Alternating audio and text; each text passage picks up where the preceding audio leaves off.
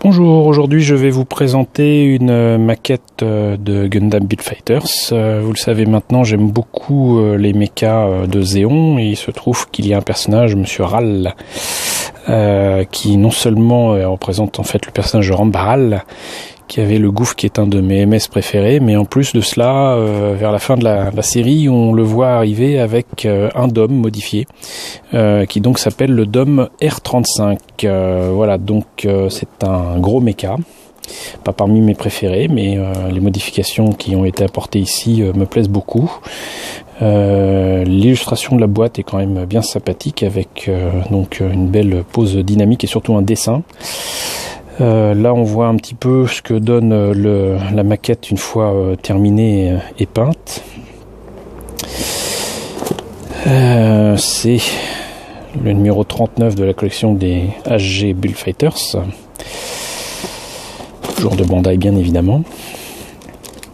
Et la maquette était proposée au Japon à 1800 yens, ce qui vous fait à peu près 15 ou 16 euros la maquette, ce qui est quand même assez sympathique. C'est assez gros, hein, c'est assez épais. On va voir immédiatement ce que ça donne au niveau de l'intérieur. Alors, la notice de montage pour commencer, comme d'habitude, reprise de l'illustration de la boîte, illustration issue certainement du dessin animé, avec des couleurs un peu différentes de ce qu'on verra sur la maquette. Présentation du personnage du pilote, Rambaral. Encore une fois, des illustrations montrant le kit monté et peint dans des situations, des poses dynamiques. On voit ici le kit à partir duquel il a été fait, savoir le DOM, le kit originel de Rambaral qui était donc le gouffre, et visiblement qui aurait inspiré quelques fonctions supplémentaires pour ce DOM.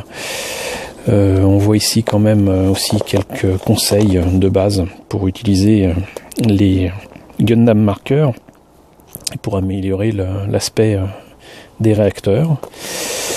On voit également la publicité pour les prochains kits qui allaient passer à ce moment-là. Je me rappelle plus leur nom, je suis désolé, et mon japonais est totalement rouillé, voire inexistant. Donc voilà, pas du tout de pièces à enlever. Pas de X sur les pièces présentées pour les grappes. Donc ça veut dire que c'est vraiment du matériel tout à fait nouveau, alors que le DOM est un mecha qui existe depuis très longtemps dans l'univers Gundam. Comme tous les high grade, les pièces de différentes couleurs se montent assez facilement. Et si on suit la notice, c'est sans problème. J'imagine que par contre, la taille des jambes et des pieds ne permettent pas de faire des pièces articulées très très stables, et je me demande vraiment à quoi peuvent servir les pinces qu'il y a sur et les bras, en tout cas les coudes et les genoux.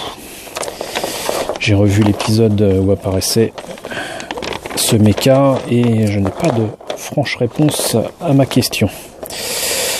Et donc sinon, particularité encore une fois, c'est que comme tous les high grade récents, on peut placer donc la maquette sur un support. Les boucliers sont à la fois des armes défensives et offensives. Elles permettent de s'ouvrir pour lancer éventuellement des rayons. Donc voilà ce qu'il en est pour la notice. On va passer aux pièces. Avant de passer aux grappes, comme d'habitude, des autocollants pour pallier au manque de diversité de couleurs de ce kit. Notamment, j'imagine là que c'est pour les boucliers, ici pour le mono eye. Mais sinon, j'espère que la vidéo rendra justice un petit peu à ces pièces bleues sur fond bleu. Voilà, très bon choix de ma part. Énormément de pièces.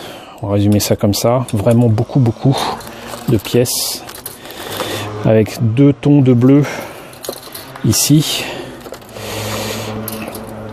un bleu un peu plus clair et un bleu beaucoup plus sombre. Une grappe de pièces blanches, les pièces d'articulation, les polycaps, une seule pièce transparente pour la tête, ce qui est quand même très agréable parce que d'habitude les maquettes de DOM, il n'y a pas de pièce transparente du tout pour la tête. Et enfin quelques pièces grise. Et on remarquera d'ailleurs que cette grappe en fait a des pièces en double forcément pour les pieds et qu'elles sont issues exactement de la même grappe, simplement ils n'ont pas reproduit les pièces qui sont ici.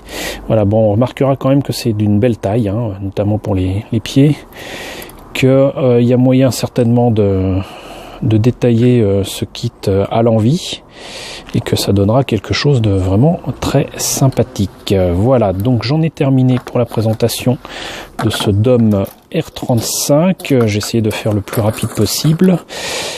Si vous avez aimé, n'hésitez pas à le signifier par un joli petit pouce vert. N'hésitez pas surtout à le partager. Je vous dis à très bientôt pour de nouvelles présentations de maquettes Gundam.